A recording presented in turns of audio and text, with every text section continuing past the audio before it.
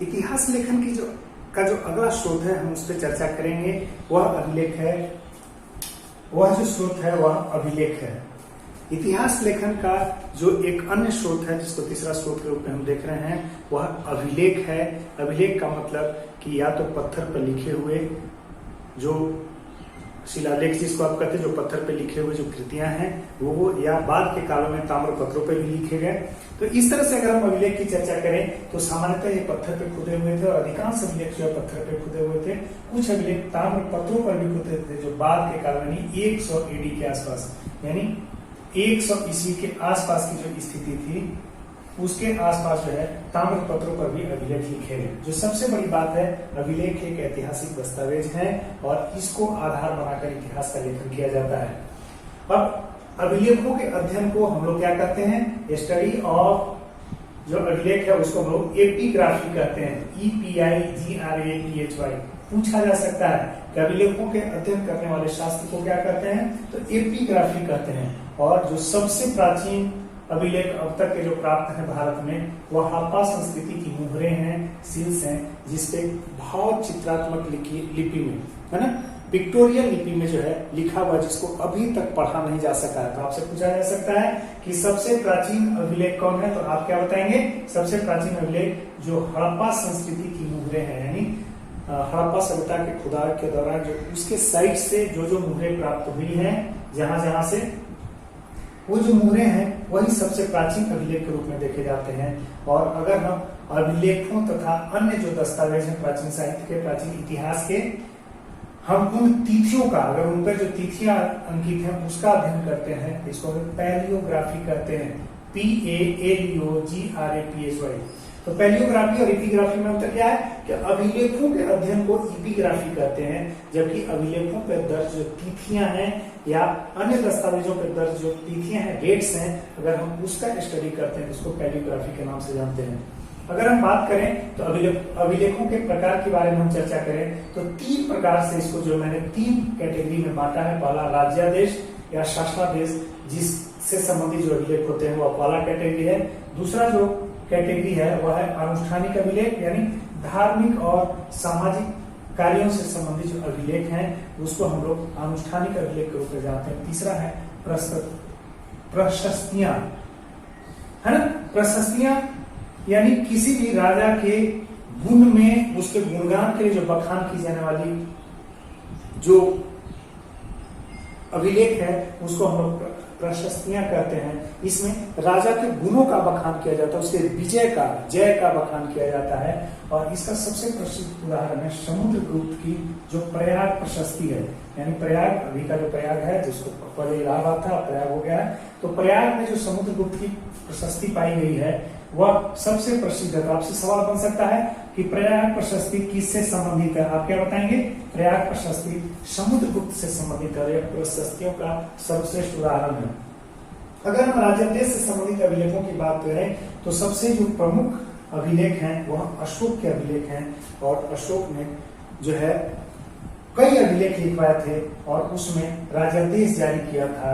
और मुख्यतः 2 भाषाओं में उसके अभिलेख लिखे गए, एक ब्राह्मी भाषा में जो कि भारत के अधिकांश हिस्सों में पाए जाते हैं, दूसरा जो है अभिलेख लिखे गए यूनानी और अरामाइक भाषा में, जो अफगानिस्तान और पाकिस्तान के क्षेत्रों में जो अभिलेख थे अशोक के जो लगाए गए थे उसमें यूनानी और अरामाइक भाषा में जो है लिखे गए थे अभिलेख। अब आपको पता है कि प्राचीन भारत में जो भारत था वह सिर्फ अभी वाला भारत नहीं है, उधर अफगानिस्तान से लेकर के ईरान तक की स्थिति थी और पाकिस्तान और अफगानिस्तान सहित ईरान तक की स्थिति थी, वह वाला भारत की स्थिति की हम बात कर रहे हैं। तो अब जो ब्राह्मी लिपि का अभिलेख, जो अशोक के अभिलेख में जो ब्राह्मी लिपि का प्रयोग हुआ है वह गुप्त काल तक लगभग जारी रहा। और ब्राह्मी लिपि की खास बात है ब्राह्मी, ब से शुरू हो रहा है, यहाँ बाएं से दाएं लिखा जाता है, बाएं से दाएं जो लिखी जाती है ब्राह्मी लिपि है। और इसमें जो इसी लिपि में इसकी जो लिपि है यह बाएं से दाएं लिखी जाती है और यह गुप्त काल तक जारी रहा।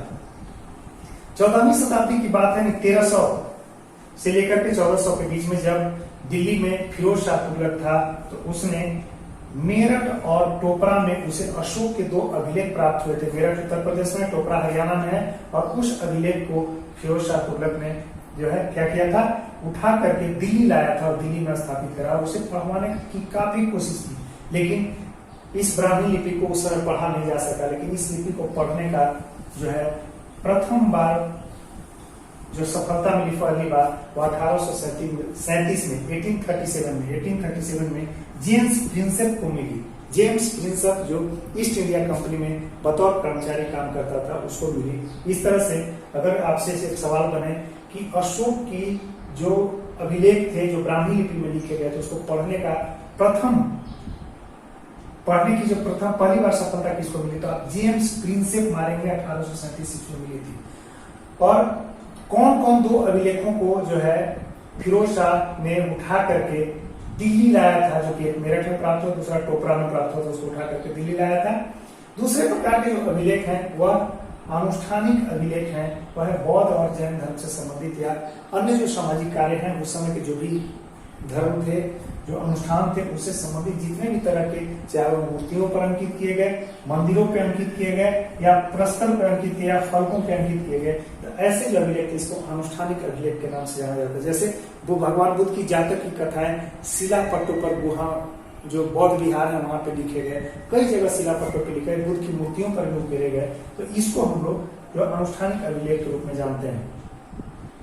अगला प्रयाग प्रशस्ति के बारे में हमें बता दिया। प्रशस्तियां सिर्फ जो है गुणगान की बात थी, किसी राजा के जय की बात थी, और उससे संबंधित जो सारे गुणगान किए जाते थे उसको प्रशस्तियों के रूप में जाना जाता था। और समुद्रगुप्त की जो प्रयाग प्रशस्ति थी, यह पूछेगा आपसे, इसके बारे में जो है आपको याद रखना है। अब अशोक की जो यूनानी और अरामाइक लिपि वाली जो प्रशस्ति थी वह अफगानिस्तान और पाकिस्तान में पाई गई है। ठीक है, यहां तक आपको ध्यान रखना है। अब हम थोड़ा सा जो भाषाएं प्रयुक्त हुई अभिलेखों में हम इसकी चर्चा करेंगे। सबसे प्रारंभ में आपसे अगर पूछे कि अभिलेखों पे सबसे पहली दफा किस भाषा का प्रयोग किया गया, तो आप बताएंगे यह प्राकृत भाषा का प्रयोग किया गया, और 320 तक के आसपास ये चला। इसके बाद फिर अभिलेखों पर संस्कृत भाषा का अंकन हुआ, संस्कृत भाषा में अभिलेख लिखे गए जो 200 AD यानी 200 ईस्वी के आसपास शुरू हुए, और 9वीं-10वीं शताब्दी में प्रादेशिक भाषाओं में जो अभिलेख लिखे गए, और यह हर प्रदेश में अपनी भाषा के हिसाब से अभिलेख लिखे गए। इस तरह से हम देख सकते हैं कि इतना महत्वपूर्ण सवाल आपसे बन सकता है जिसको आपको याद रखना है।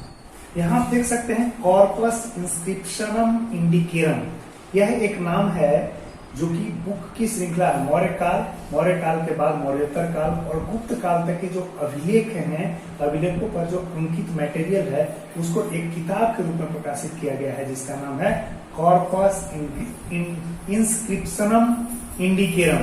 तो आपसे पूछा जा सकता है कि क्या है, मान लीजिए नाम दे दे कि कॉर्पस इंस्क्रिप्शनम इंडिकेरम क्या है, तो आप बताएंगे, ऑप्शन ऑप्ट करेंगे कि मौर्योत्तर काल और मौर्योत्तर काल यानी मौर्य के बाद के काल और गुप्त काल तक के जो अभिलेख हैं उस पर जो लिखे गए सामग्री है उसको एक किताब के रूप में प्रकाशित कराया गया जिसको कॉर्पस इंस्क्रिप्शनम इंडिकेरम के नाम से जाना जाता है। अभी एक इंपॉर्टेंट है